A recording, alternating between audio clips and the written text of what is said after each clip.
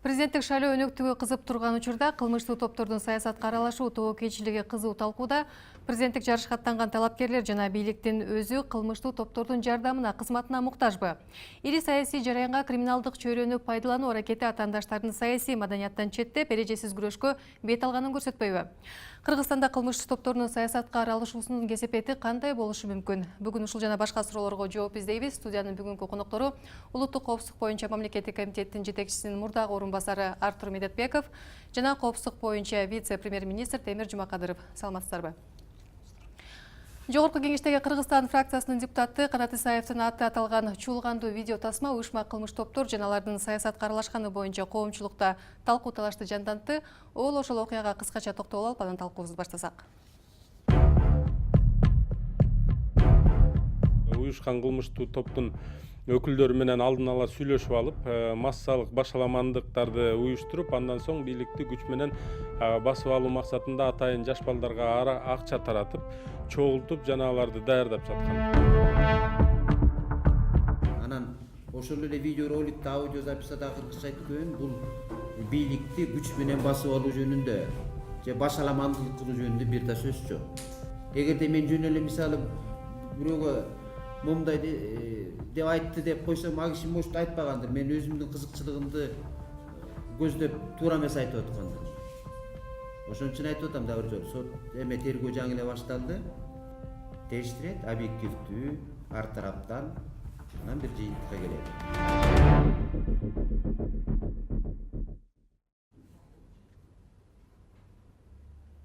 Албетте бул чуулгандуу окуяга сот өзүнүн баасын берет. Бирок коомчулукка тараган ошол аудио-видео материалдагы жагдай деги эле ошол кылмыш чөйрөсүнүн саясий жараянга аралашып жаткан далили же болбосо бир шайлоого шек келтирген негизги коркунучтардын бири катары карасак болобу, Артур мырза?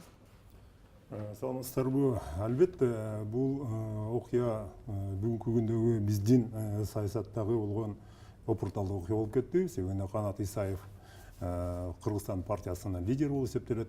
Экинчиден, акыркы убакта ал ушул Өмүрбек Бабановго кошулуп, ага кандайдыр бир деңгээлде жардамын көргөзүп аткан.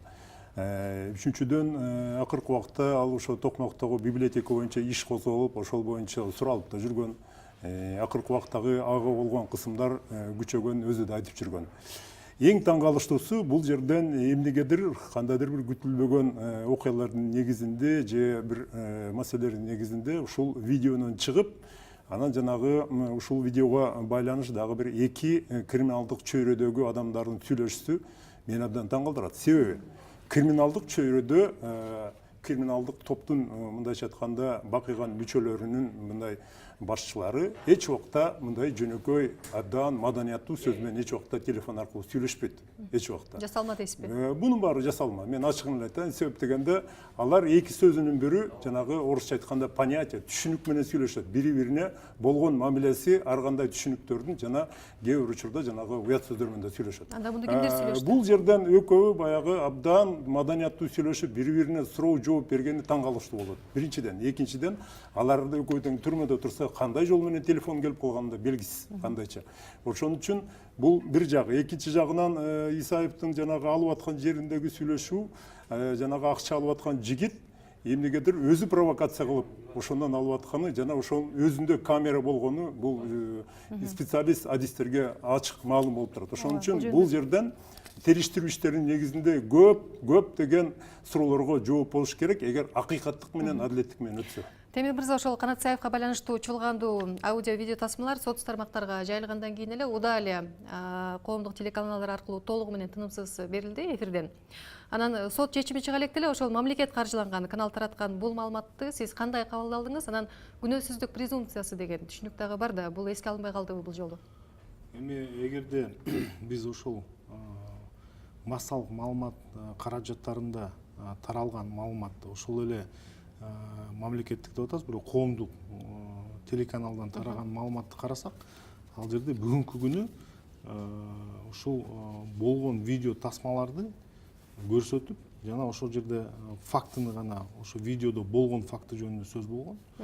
Бүгүнкү күнү өзүңүз башында айткандай эле ким күнөөлүү, ким күнөөлүү эмес экен сот чечет. Албетте ал жерде деген бул резонанстык баягы ситуация болгондуктан ушундай чоң аттуу баштуу Артур мырза да айтып кетти, чоң аттуу баштуу саясатчы, ошол шайлоо өнөкөтүндө катышып жүргөн саясатчы тууралуу мындай видео эмес, кенеди чымын учса дагы сөз болчу азыр баягы кырдаалдабыз. Ошондуктан мындай видео тараганда албетте баардык массалык маалымат каражаттарын таратышты. Ал жерден массалык маалымат каражаттары кандай түрдө таратты, бул ар бир массалык маалымат каражатын өзүнүн баягы оюна койдук. Бирок мен көргөн маалыматтар бул жерде ушундай видео чыкты, ушундай шек бар, жана ушундай иш козголду деген гана маалымат чыкты. Бүгүнкү күнү аны күнөөлөп же болбосо соттун ордуна эч ким мындай чечим чыгарган жок. Ошондуктан анан буякта Артур мырза да бир топ нерсени, бир топ маселелерди коюп кетти.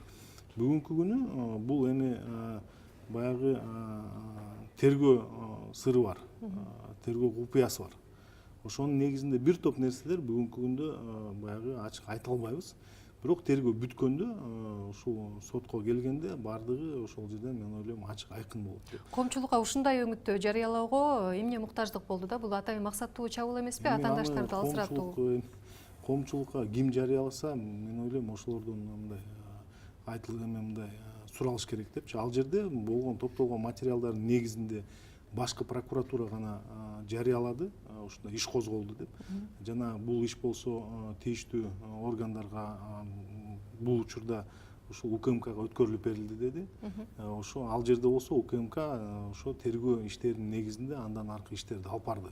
Жана бүгүнкү күндө дагы мындан ары алып барып жатат. Сиз ишендиңизби ошол окуялардын жүрүшүн көрүп атып? Мен азыр эч кандай оюмду айтпайм, анткени соттун чечимин күтөлүк. Анткени мен кандай гана ойду айтпасам, эртеңки күнү мен билем сиздин коллегаларыңыздар, башкалар дагы мындай шыйрактан бөлөк чыгарган кырдаалда турабыз да.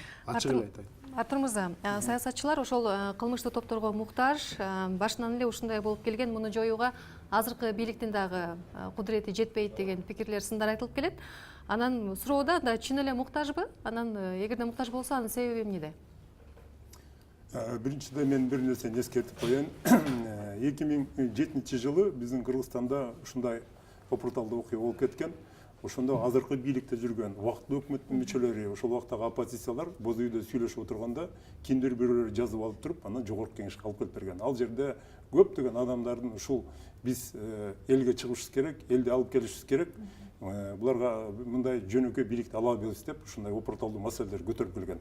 Кийин ошол диск жогорку кеңешке келип, анан прокуратурага берип, прокуратура ал жерден состав преступления жок деп, ошол боюнча эч кимге иш козгобой ишти бүтүрүшкөн. Бул жерден да ошондой окуяларга окшошуп кетип атат да, бир чети. Бирок иш козголду. Иш козголгон эмес. Бул экинчи. Бүгүнкү окуяны айтып атат. Бүгүнкү окуяда иш козголуп атат, иш козголгону бул жанагы факт боюнча козголуп атат. Бирок жанагы мыйзамсыз ким жаздырды? Ал дагы мыйзамсыз бирөөнү угуп жаздыруу, бул дагы мыйзамды бузгандык болуп эсептелет да, биринчиден. Экинчиден, бул жерден абдан процессуалдык түрдө көп мындайча айтканда жанагы бузукулар бар. Эң негизгиси мен ойлойм, бул жерден саясат жагынан караганда бунун ошол Бабановго кошулганы, Бабановго кандайдыр бир деңге бут тосуу деген мындай маанайды түшүндүрүп турат да. Себеп дегенде ал ошо Бабановго кошулгандан кийин эле ушундай акыбалга келип калды да. Балким эгерде кошулбаганда анда иш башкача болмок болот. Муну ошол талапкердин өзү дагы ошондой билдирүү менен чыгып, каралоо деп баалады да.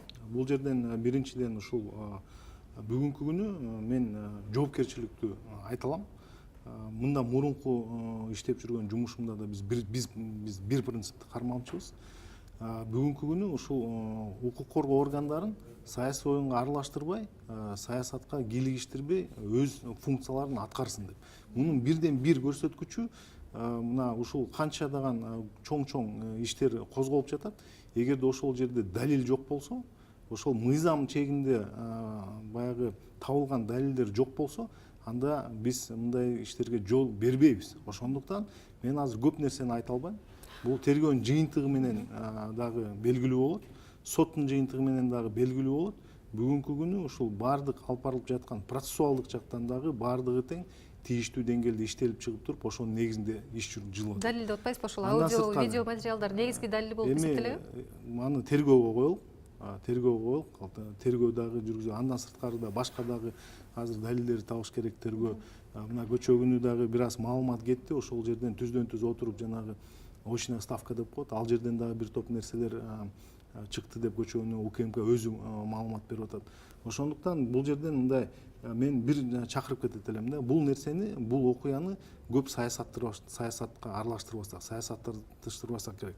Жакшы болот эле да. Анткени бүгүнкү күнү мына биз ушул жогорку кеңеште дагы маалымат бергенде жана ага чейин дагы бир топ тараптар, ушул талапкерлер ушул уюшкан кылмыштуулукту колдонуп жатат деп, баягы кээ бир талапкерлер колдонуп жатат деп өзлөрү айтып баштаганда, бүгүнкү күнү ошол айтып аткан талапкердин жанында жүргөндөр, ошолордун тарапташтары, ошолор өздөрү бүгүнкү күнү ошол уюшкан кылмыштуулукту колдонуп атат деп шектенип атпайбы? Анан биринчиден, экинчиден болсо бүгүнкү күнү ушул бардык баягы арыздар келип түшүп атат. Бүгүнкү күнү 70-тен ашык арыз келип түштү. Ошол жерде добушту сатып алуу аракети да жүрөт деп айтып атпайбы? Бирок ошонун баарын тең көрүп туруп, билип туруп, анан баягы мындай чечим чыгарып административдик ресурс деп ошого шылтаганга да аракет болбойбу. Эми аны ачык эле айталык. Күч кызматтары саясаттан тыш болуш керек, өзүнүн ишин жасаш керек деп атат. Бирок ушул окуялардын баары ошол саясий жараянды утурлай жарыяланып атпайбы коомчулуккачы? Анан кантип бул учурда мындай ажырым болуш керек да ортодо? Тилекке каршы мен оппонент катары жооп берип коеюн. Бул айтып кетпеди биздин вице-премьер-министр, что күч структуралары же болбосо административдик ресурс жок деген мааниде айтып кетти да. Тилекке каршы андай эмес. Бүгүнкү күндө административдик ресурс баардык жерде мүмкүнчүлүгүнө жараша колдонулуп атат.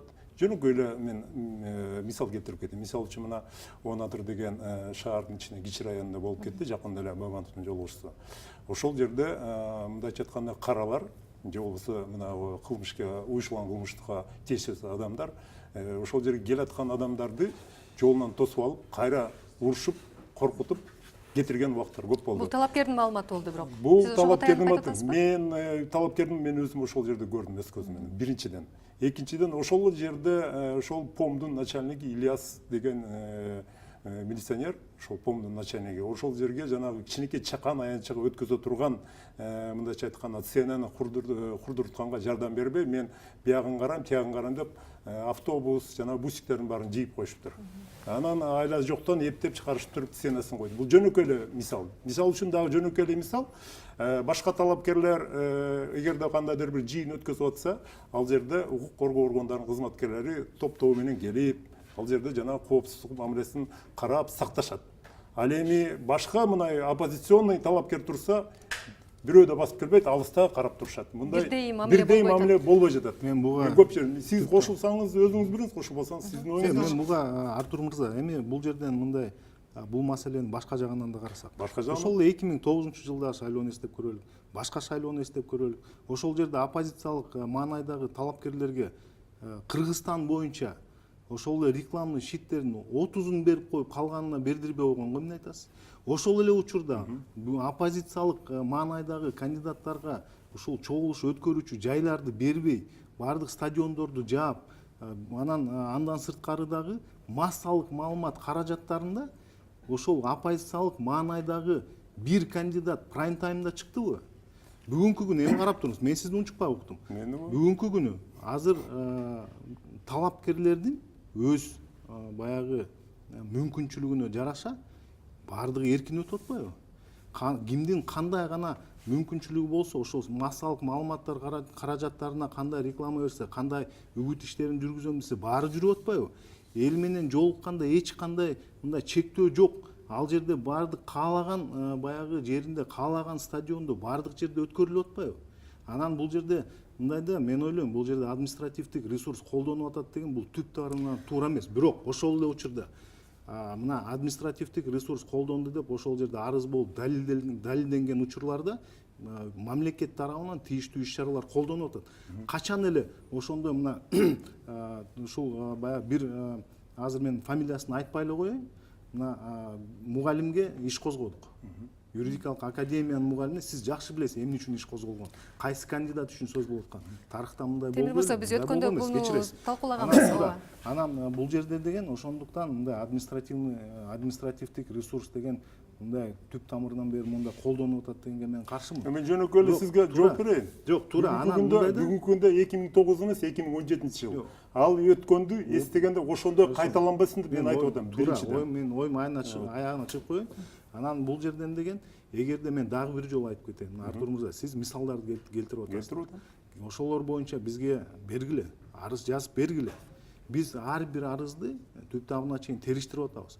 Кээ бир маселе такталып атат, кээ бир маселе. Коноктор административдик ресурс боюнча бул абдан өзүнчө чоң тема. Бүгүнкү темага келе турган болсок. Абдан таза, свежий мисал мына кечээ эле НТСтан берди. Фейсбукка чыкты. Мынагы Оштогу жигитти, Нурбек деген жигитти. Ошол таможнянын начальник отделы шаардан чыгарып алып, сабап, тепкилешип, жанагы көгөл агылып туруп, андан кийин ошол жанагы Бабановго каршы сен деген мүнөздөмө же болбосо жанагы 25 миллион сом алдың деп туруп, ошого каршы иштеп бересиң деди. Ал болбой, мына кечээ күнү өзү бүт бардыгын айтып берди. Эми ошол жигит бүгүнкү күнгө чейин ошо арызын берсе 5 жерде албай жатышат. Эч жерде албай жатышат. Биринчи. Экинчиден, ошол боюнча сразу гана биздин укук коргондору иш козгоп, ошол боюнча караш керек эле да. Караган жок. Бүгүнкү мен бул маселени ачыгын айтканда мен ушул күндүн экинчи жарымында көрдүм.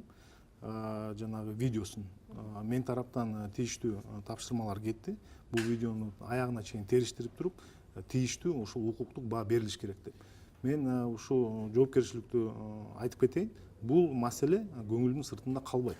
Бул абдан чоң мындай бир эме болду, маселе болду. Мен дагы бир жолу айта кетейин. Кандай гана баягы маалымат болбосун, ушу массалык маалымат каражаттарда, социалдык тармактарда баардык маселе тең аягына чейин териштирилет. Мен дагы бир жолу айтып кетейин. Буга чейин аты белгилүү ошол Крим чөйрөнүн төбөлдөрү сот аркылуу бошоп кеткендигин коомчулук билет, сиздер дагы билесиздер.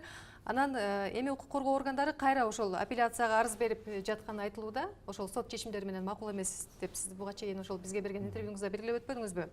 Анан ошол чоң жарыштын алдында мындай адамдардын кое берилип, анан шайлоодон кийин кайра камалат деген позициянын өзү дагы шек жаратпайбы? Бул жерде мындай да, бул соттун чечими болгон.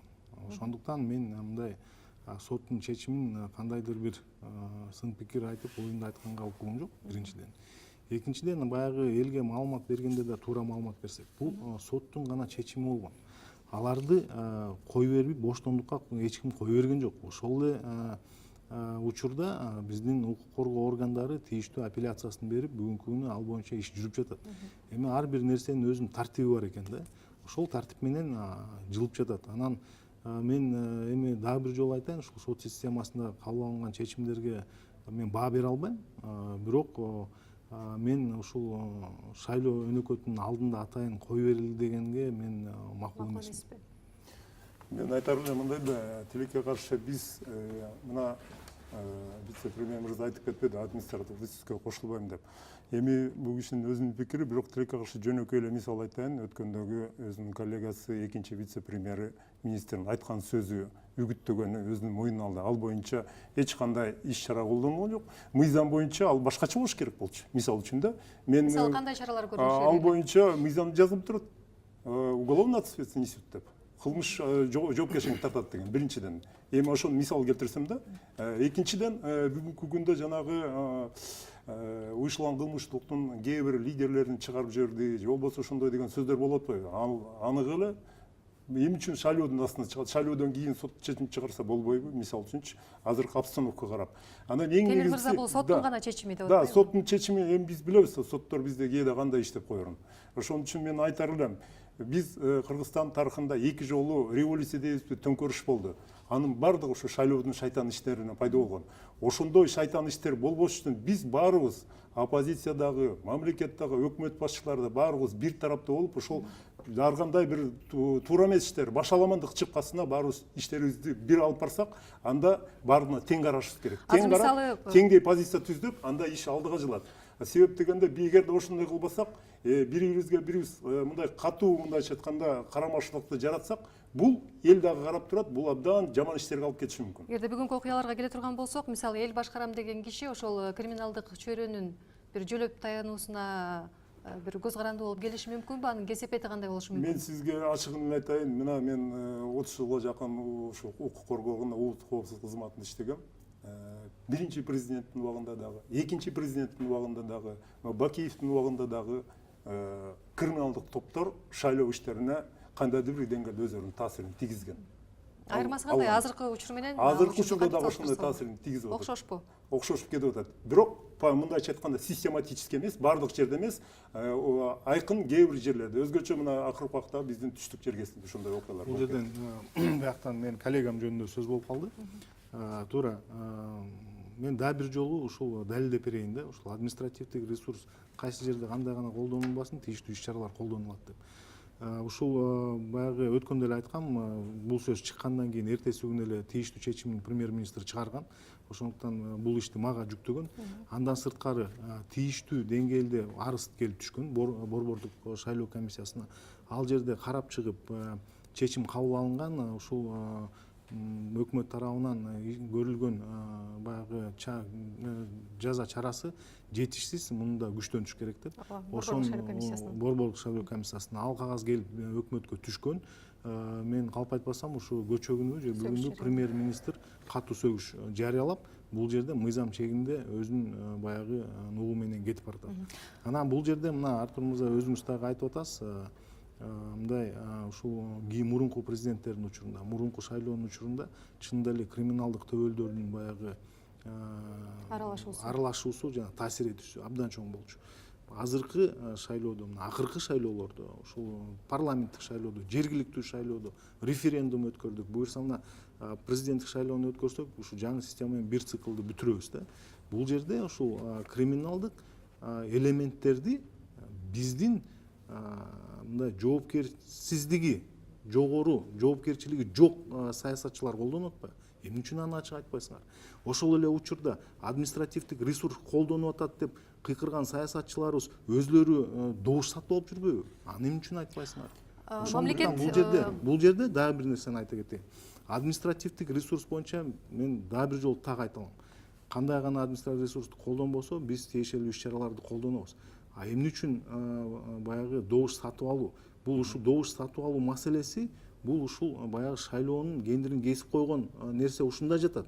Бул жерде жеке эле шайлоонун жыйынтыгына эмес, ошол элдин башын айландырып коюп атышпайбы? Азаттыкка акыйкат шайлоо үчүн кыймылдын мүчөсү Абдыган Эркебаев дагы ошол шайлоого коркунуч жараткан факторлордун бири катары ушул маселени атаган эле. Азыр анын пикирин угуп алып, анан талкуусун улантсак.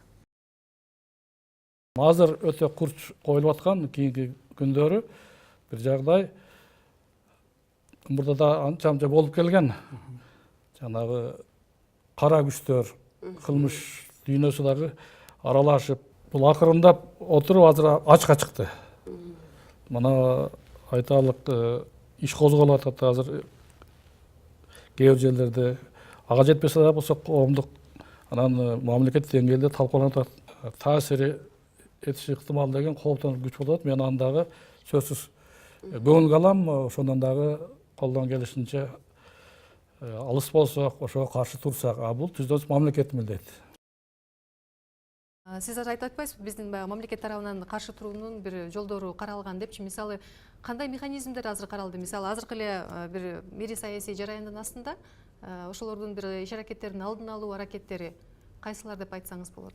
Дагы бир жолу айтылып коесузбу? Шайлоого ошол Коопсуздукту камсыз кылуу боюнча. Коопсуздукту Камсыз кылуу боюнча биз чынында ар бир ушул мамлекеттик деңгээлде өтчү иш-чаралардын баардыгын биз күн эрте мурун даярданып баштайбыз.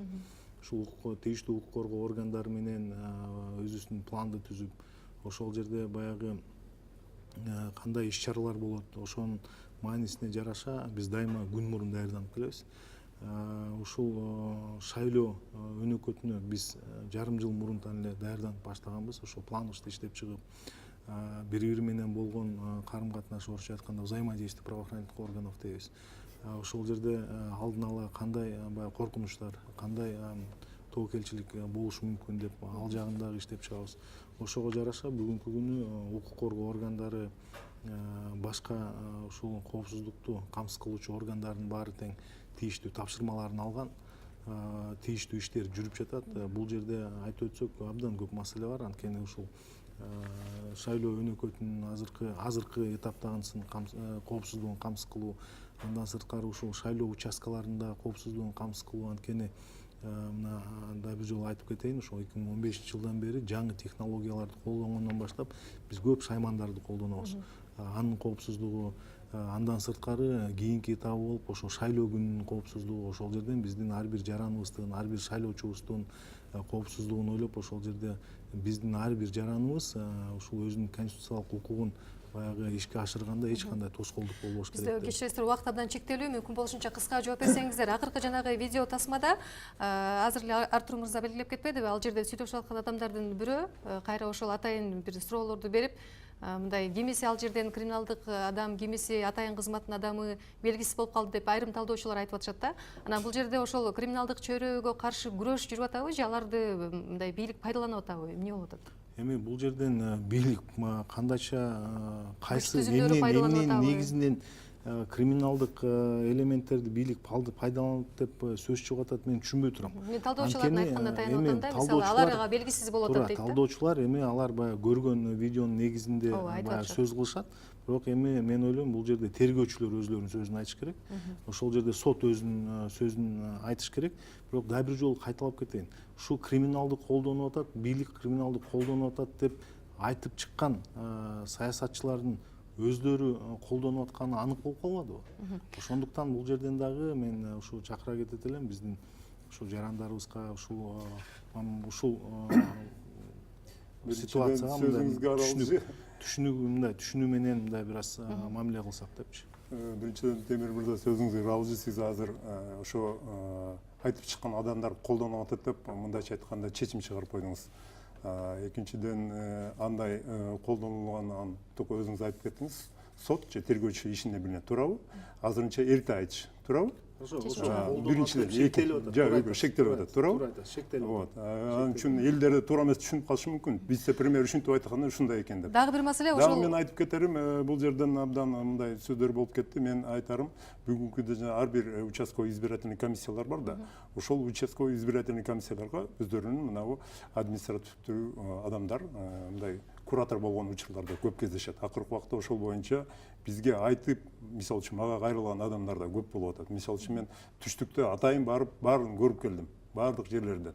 Себеп дегенде эмне үчүн мени кызыктырып атат бул биздин шайлоо процесси. Себеп дегенде бул шайлоо процесси же биздин келечекте же Кыргызстан татыктуу президентти тандап алабыз, же болбосо бул Кыргызстан кандайдыр бир мындайча айтканда чуулган окуядан алыс болгонго аракет кылышыбыз керек. Себеп дегенде бул Кыргызстандын тагдыры, жеке эле президентти шайлаган жокпуз, туурабы? Эң негизгиси мен айтарым, бул киши айтып кетти, жанагы уурдап алган, то есть акчага сатып алгандар бар, административдик ресурстарды эле айтып атасыңар деп. Да, акчага сатып алгандар бар, бирок акчага сатып алгандары кимдин жеке эле бир эле киши эмес, же эки кишиники эмес, мүмкүнчүлүктөрүнө карап, жанагы мынабу саясий коррупцияда күчүп атпайбы мындай? Уруучулук, уруу болуп, же кландык системага өтүп, же болбосо жердешчилик системага өтүп, ал да өзүнчө бир коррупциялык система. Биз азыр ошол сиздин сөзүңүздү улай. Бул боюнча бизде карама каршы коопсуз жагы вообще каралбай калган. Мисалы саясий күчтөрдүн атаандаштыгы жөнүндө айта турган болсок, бир идеялык таймаш, бир программалардын атаандашуусун же болбосо ушундай талаш тартышты көрбөй эле биз азыр компроматтар согушун, анан кандайдыр бир өтө бир төмөн деңгээлдеги каралоолорго күбө болуп атпайбызбы? Анан эми ошол саясий жараянга криминалдык чөйрөнү пайдалануу аракети бир атаандаштарды ошондой бир саясий маданияттан четтетип, кандайдыр бир эрежесиз оюндарга түртпөйбү? Бул жерден мен ойлойм, ушул ар бир шайлоо өнөкөтүнүн өзүнүн өзгөчөлүгү бар. Ошол эле президент шайлоо өнөкөтүнүн дагы өзүнчө өзгөчөлүгү бар. Сиз Артур мырза рахмат, мен сөзүмдү баягы бир аз түздөп берди. Чынында эле ошо шектелип атат деп бүгүн айтсак туура болот. Анан бул жерден мына сиз дагы айтып атпайсызбы, ушул криминалдык чөйрөнү колдонуу депчи. Анан эми бияктан криминалдык чөйрөнү колдонгондо ошонун дагы дарегин айтып койсок, ким колдонуп атат? Ким колдонгонго аракет кылып атат деп. Эми суроону бергенде да ар жагын да айтып койсоңор, бизге да бир аз неметкенге жакшы болот эле. Анан бул жерден чынында мына добуш сатып алууну айтканда жана сиз айтып атасыз, участоктарга кураторлорду бекитип коюптур деп. Мындай маалымат абдан көп чынында эле. бирок ошол Кечиресиз, маалыматты бизде 25 секунд убакыт калды. ошол биздин жарандарыбыз эгер арыз менен кайрылса абдан жакшы болот эле. Биз өзүбүз кызыктарбыз. Рахмат, кечирим сурайм сиздерден. Убакыт 11 секунд калды. Кечирип коюңуздар. Биз бүгүн кылмыштуу топтордун саясатка аралашуу тобокелчилигин талкууладык. Биздин программага улуттук коопсуздук боюнча мамлекеттик комитеттин жетекчисинин мурдагы орун басары Артур Медетбеков жана коопсуздук боюнча вице-премьер-министр Темир Жумакадыров катышты. Программаны мен Айзада Касмалиева алып бардым. Кайрадан жолугушканча жакшы туруңуздар.